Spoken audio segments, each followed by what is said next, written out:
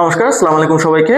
তো তোমাদের এই প্লেলিস্টে যেটা করানো হচ্ছিল সেটা হচ্ছে জেনারেল ম্যাথের চ্যাপ্টার 16 পরিমিতি এর 2025 সালের যে বোর্ড কোশ্চেন গুলো আসছে সেই বোর্ড কোশ্চেন গুলো ক্রমান্বয়ে সলভ করে দেওয়া হচ্ছে। তো সেই ধারাবাহিকতায় আমরা আজকে যে বোর্ডটা করব সেটা হচ্ছে চট্টগ্রাম বোর্ড 2025। তো চলো দেখি চট্টগ্রাম বোর্ড 2025 কি বলছে।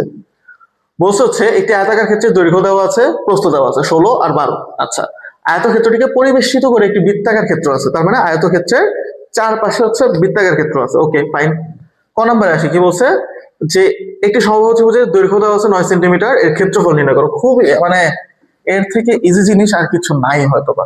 ঠিক আছে, যে দৈর্ঘ্য দেওয়া আছে কত, একটি সমবাহু ত্রিভুজের দৈর্ঘ্য দেওয়া আছে 9 সেন্টিমিটার, তার মানে এ সমান সমান কত দেওয়া, 9 সেন্টিমিটার দেওয়া। তাহলে আমার কি ক্ষেত্রফল, ক্ষেত্রফলের সূত্র তোমরা সবাই জানো বা আগের ভিডিওতে বারবার বলা হয়েছে, কি √3/4 a স্কয়ার। তাহলে √3/4 কি হবে, 9 স্কয়ার। √3/4 9 স্কয়ার ডাইরেক্ট ক্যালকুলেটরে বসাবো, ক্যালকুলেটরে বসাইলে যেই মানটা পাওয়া যায় সেটাই।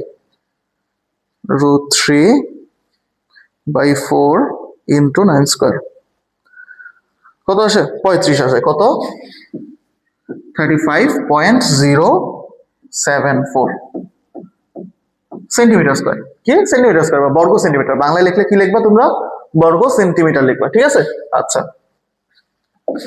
তো চলো নেক্সটে যাই। তো নেক্সটে গিয়ে আমরা এইটারে মুছে ফেলি। এখন আসি খ নাম্বার প্রশ্ন। খ নম্বর প্রশ্ন কি বলছে, বৃত্তাকার ক্ষেত্রে পরিধি নির্ণয় করো। তার মানে আমার কি বলছে, বলছে হচ্ছে একটা আয়তক্ষেত্র আছে, আয়তক্ষেত্র কি 16 12, একটা কি, একটা হচ্ছে 16 আর একটা হচ্ছে কি, সরি এটা হচ্ছে 16 তাই না, এটা হচ্ছে 16 আর এটা হচ্ছে 12। এবং বলছে এইটাকে পরিবেষ্টিত করে কি আছে, একটা বৃত্ত আছে। তার মানে এমন একটা বৃত্ত আছে যেটা কি নাকি এই চারটা বিন্দুকেই ছেদ করে যায়। আমার ওই যে আয়তক্ষেত্র, আয়তক্ষেত্রে কি চারটা বিন্দুকে সে ছেদ করে যাচ্ছে। এই যে এটা হচ্ছে আয়তক্ষেত্র, আয়তক্ষেত্রের চারপাশে কি আছে, চারপাশে হচ্ছে আমার বৃত্তটা আছে। ঠিক আছে, আশা করি তোমরা চিত্রটা বুঝতে পারতেছো, রাইট? ওকে, তাহলে বৃত্তাকার ক্ষেত্রে পরিধি বের করতে বলছো, তাই না? তাহলে বৃত্তাকার ক্ষেত্রে পরিধি জানার আগে আমার কি জানতে হবে, ব্যাসার্ধ কত সেটা জানতে হবে, তাই না? ব্যাসার্ধ ছাড়া কি পরিধি বের করা সম্ভব? সম্ভব না, ব্যাস অথবা ব্যাসার্ধ লাগবে। তাহলে ব্যাস অথবা ব্যাসার্ধ আমরা কিভাবে পাবো, এই যে দেখো আমরা জানি যে কি জানি আমরা, বৃত্তের মধ্যে যদি আয়ত থাকে, এটা ঢাকা বোর্ড 25-এও কিন্তু আসছে, 25টা তোমরা চাইলে দেখে আসতে পারো, যে বৃত্তের মধ্যে যদি আয়ত থাকে তাহলে সেই আয়তের যে কর্ণটা থাকবে, কালারটা হয়তো বোঝা যাচ্ছে না, যাই হোক, যে সে আয়তে যে কর্ণটা থাকবে সেই কর্ণটাই কি হবে, আমার বৃত্তের ব্যাস হবে। সেই কর্ণটাই কি হচ্ছে, আমার বৃত্তের ব্যাস হচ্ছে। আর কর্ণের মধ্যবিন্দুটাই কি, আমার বৃত্তের কেন্দ্র। কর্ণের মধ্যবিন্দুটাই কি, আমার বৃত্তের কেন্দ্র। তার মানে আমি কি আয়ত থেকে কর্ণ বের করতে পারবো? আমি আয়ত থেকে কি কর্ণটা বের করতে পারবো? অবশ্যই পারবো। কি হবে, তাহলে কর্ণে আসি, কি লিখবো আমি, কর্ণ। কর্ণ সমান সমান কি হবে, আয়তক্ষেত্র যেহেতু, তার মানে সমকোণী ত্রিভুজ, সমকোণী ত্রিভুজের কর্ণের সূত্র কি, বা অতিভুজের সূত্র কি, ভূমি স্কয়ার প্লাস লম্ব স্কয়ার, ভূমি স্কয়ার প্লাস লম্ব স্কয়ার, √, ভূমি স্কয়ার প্লাস লম্ব স্কয়ার, 16 স্কয়ার যোগ 12 স্কয়ার, 16 স্কয়ার যোগ 12 স্কয়ার। তাহলে √16 স্কয়ার যোগ, আচ্ছা √16 স্কয়ার যোগ 12 স্কয়ার কত হচ্ছে, 20 হচ্ছে, ডাইরেক্ট কত, 20। তাহলে কর্ণ কত, 20। তাহলে এই কর্ণের মধ্যবিন্দুটাই কি, আমার বৃত্তের কেন্দ্র। কর্ণের মধ্যবিন্দু কি, আমার বৃত্তের কেন্দ্র। তার মানে কর্ণ সমান সমান কি, ব্যাস। কর্ণটাই কি, ব্যাস। তাহলে ব্যাস সমান সমান কত, 20। তাহলে ব্যাসার্ধ কত হবে, ব্যাসার্ধ হবে ব্যাসের অর্ধেক, 20/2 10। আমার বলছে কি পরিধি বের করতে বলছে, তাহলে পরিধি কত, 2πr, 2π ইন্টু আর এর মান কত, 10, আর এর মান কত, 10। তাহলে 2 দুগুণে 20 পাই। এটারে তুমি চাইলে না ইয়া করলেও পারো, ঠিক আছে। 20 পাইও যদি রেখে দাও তাইলেও তোমার উত্তর হবে। আবার তুমি যদি দশমিকে আনো তাইলেও তোমার উত্তর হবে। দশমিকে আনলে কত আসছে, 62.83, 62.83। ঠিক আছে, এই তো জিনিস, আর তো কিছু নাই। খালি একটা কনসেপ্ট তোমাদের মনে রাখতে হবে, সেটা কি, বৃত্তের মধ্যে যদি কোনো আয়ত থাকে তাহলে সেই আয়তের কর্ণ বরাবর কি যাবে, আমার বৃত্তের ব্যাস। সেই আয়তের কর্ণটাই কি হবে, আমার বৃত্তের ব্যাস, জাস্ট এতটুকু জিনিস মনে রাখো, ঠিক আছে? তাইলে চলবে। আচ্ছা, এই জায়গাটা আমি যদি একটু হ্যালো মুছে দিলাম, তাহলে তোমার এখন চিত্রটা বুঝতে সুবিধা হচ্ছে, ঠিক আছে? আচ্ছা, তারপরে চলো আমরা নেক্সট প্রশ্নে চলে যাচ্ছি। এটা মুছে দিই।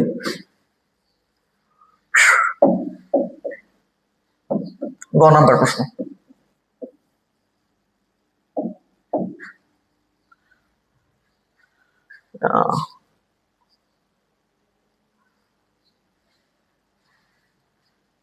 ঠিক আছে, এটা নিচে নামাই দিই। ওকে, গ নম্বর প্রশ্ন কি বলছে?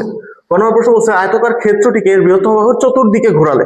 আচ্ছা, বৃহত্তম বাহুর চতুর্দিকে ঘোরালে, ধরো এটা হচ্ছে আমার ক্যালকুলেটর, হ্যাঁ, এটা ধরো একটা আয়তক্ষেত্র। ওকে, এটা কি একটা আয়তক্ষেত্র। এর বৃহত্তম বাহু কোনটা বলতো? এই যে দৈর্ঘ্যটা, রাইট? এই দৈর্ঘ্যটা হচ্ছে কি বৃহত্তম, বা দৈর্ঘ্য বাদ দাও, বা দৈর্ঘ্য বাদ দাও, তুমি জাস্ট বৃহত্তম বাহু 16 মিটার যেটা আছে সেটাই। তো এটা হচ্ছে ধরো কি আমার বৃহত্তম বাহু। তাহলে এটারে কি আমি স্থির ধইরা এটার চারপাশে ঘুরাবো। কি ঘুরাচ্ছি আমি? এটা চারপাশে ঘুরাচ্ছি, চারপাশে ঘুরাচ্ছি। তাইলে এই জিনিসটা দেখতে অনেকটা এরকম হবে, দেখো। এই হচ্ছে আমার জিনিসটা বা আয়তক্ষেত্রটা। এই আয়তক্ষেত্রটাকে আমি কি করব? চারপাশে ঘুরাবো। চারপাশে ঘুরালে দেখো তো জিনিসটা এরকম হবে না? এই এরকম এরকম, তারপর এটাও কি হচ্ছে? এরকম এরকম হচ্ছে। হ্যাঁ হচ্ছে। তাহলে দেখো তো এটা আমার আলটিমেটলি কি হয়ে গেল? একটা, এটা আমার সিলিন্ডার হয়ে গেছে। কিন্তু এটা কি হয়ে গেছে? সিলিন্ডারের মতো হয়ে গেছে, তাই না? যে আমি যদি ঘুরাতে থাকো বেশি স্পিডে যদি ঘুরাতে থাকো, তাহলে তোমার কাছে মনে হবে এটা একটা সিলিন্ডার। যেটা আমরা কি ফ্যানের ক্ষেত্রে দেখে থাকি। দেখো ফ্যানের পাখাগুলি কিরকম থাকে? ফ্যানের পাখাগুলি কিন্তু একটা দুইটা তিনটা থাকে, বা সর্বোচ্চ গেলে চারটা পাঁচটা থাকতে পারে, এর বেশি কিন্তু থাকে না। কিন্তু ফ্যানটা যখন ঘুরে তখন আমাদের মনে হয় যে এটা পুরো একটা বৃত্তই, তাই না? তার মানে কি এটা সবই আমার বেগের উপর ডিপেন্ড করতেছে। তাহলে এটারও যদি তুমি যখন অনেক বেগে ঘুরাইবা, তখন তুমি আর আলাদা করে এই চতুর্ভুজটা দেখতে পারবে না। তখন তুমি কি দেখবে? একটা সিলিন্ডার দেখবা পুরা। ওকে, আচ্ছা। তাহলে যে ঘনবস্তু উৎপন্ন হয়, আমরা ঘনবস্তু উৎপন্ন করে ফেললাম, কি সিলিন্ডার উৎপন্ন করে ফেলছি। কি উৎপন্ন করে ফেলছি? সিলিন্ডার উৎপন্ন করে ফেলছি। বলছে সিলিন্ডারের সমগ্র তলের ক্ষেত্রফল বের কর। সিলিন্ডারের সমগ্র তলের ক্ষেত্রফল, এই যে সিলিন্ডারের সমগ্র তলের ক্ষেত্রফল। তাহলে সিলিন্ডারের সমগ্র তলের ক্ষেত্রফল, ক্ষেত্রফলের সূত্রটা কি? যে সমগ্র তলের ক্ষেত্রফল। তাহলে সমগ্র তলের ক্ষেত্রফলের সূত্রটা কি? দুই পাশে দুইটা বৃত্ত, বৃত্তের ক্ষেত্রফল কি? পাই আর স্কোয়ার। দুই পাশে দুইটা বৃত্ত, এর ক্ষেত্রফল কি? পাই আর স্কোয়ার। আর মাঝখানে যেটা আছে সেটার ক্ষেত্রফল কি? 2 পাই আর এইচ। তাইলে আমরা যদি 2 পাই আর কমন নেই, দুই পাশে দুইটা বৃত্ত না, একটা বৃত্ত পাই আর স্কোয়ার, তাহলে দুই পাশে দুইটা বৃত্ত কি হবে? 2 পাই আর স্কোয়ার, তাই না? যোগ করলে 2 পাই আর স্কোয়ার। তাহলে আমরা যদি 2 পাই আর কমন নেই, তাহলে আর প্লাস এইচ। এই জিনিসটা হচ্ছে আমাদের সমগ্র তলের ক্ষেত্রফল। এই সূত্রটা আমাদের জানা থাকা উচিত, ঠিক আছে? এই সূত্র জানা থাকা উচিত। এখন আমরা আসি আর কোনটা আর এইচ কোনটা, এখানে ব্যাসার্ধ কোনটা আর উচ্চতা কোনটা। দেখো এটারে সোজা করে দাঁড়াইলে উচ্চতা কোনটা হবে বলো তো? উচ্চতা অবশ্যই আমার কোনটা হবে? এইটা হবে, এইচ, তাই না? এটা হচ্ছে উচ্চতা। আচ্ছা, আর আমি ব্যাসার্ধটা দেখো, তাহলে আমি তো এটারে কেন্দ্র করে ঘুরতেছি, তাই না? তার মানে আমার এই বাহুটা কি ফিক্স থাকতেছে, এই বাহুটা ফিক্স থাকতেছে, আর এই বাহুরে কেন্দ্র মানে এইটা হচ্ছে এই দূরত্ব, এই দূরত্ব হচ্ছে সে ঘুরতেছে, তাই না? তাহলে এইটি হবে কি আমার আর, এটা কি হবে? আর হবে। বুঝতে পারছি?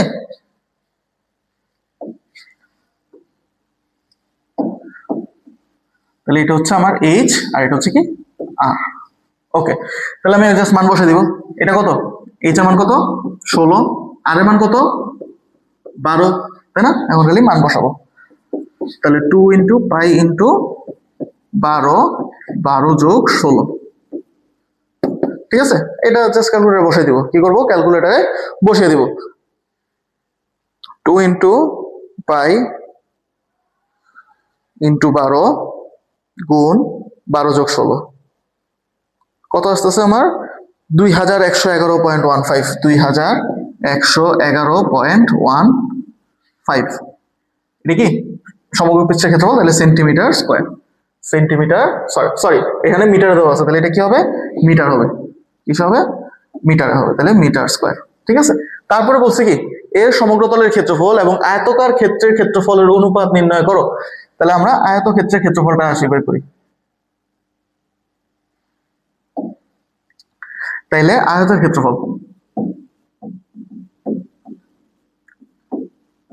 আয়তক্ষেত্রের ক্ষেত্রফলের সূত্র কি বলতো? আয়তক্ষেত্রের ক্ষেত্রফলের সূত্র হচ্ছে a ইন্টু বি, তাই না? দৈর্ঘ্য ইন্টু প্রস্থ।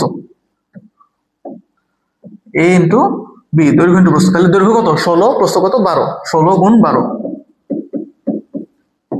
16 গুণ 12 করলে কত হয়, 16 গুণ 12 কত হচ্ছে 192, কত 192 মিটার স্কয়ার। তাহলে অনুপাত বের করতে বলছে, কি বের করতে বলছে, তারপরে অনুপাতটা বের করতে বলছে। তাহলে আসো অনুপাত বের করি, এটা একটু ছোট করে ফেলি আমরা।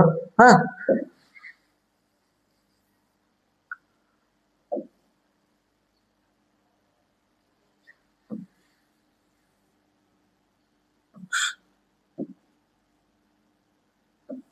এটা ছোট করে এখানে আনা ফেলি, ওকে ফাইন। এখন অনুপাত, তাহলে কি প্রথমে কোনটা হবে বলো তো? প্রথম হচ্ছে ঘনবস্তুটা, ওই যে সিলিন্ডারের অনুপাত।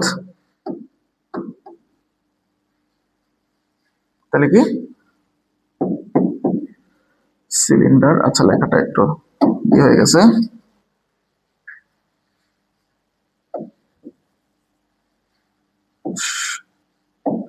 ওকে। তাহলে কি সিলিন্ডারের ক্ষেত্রফল,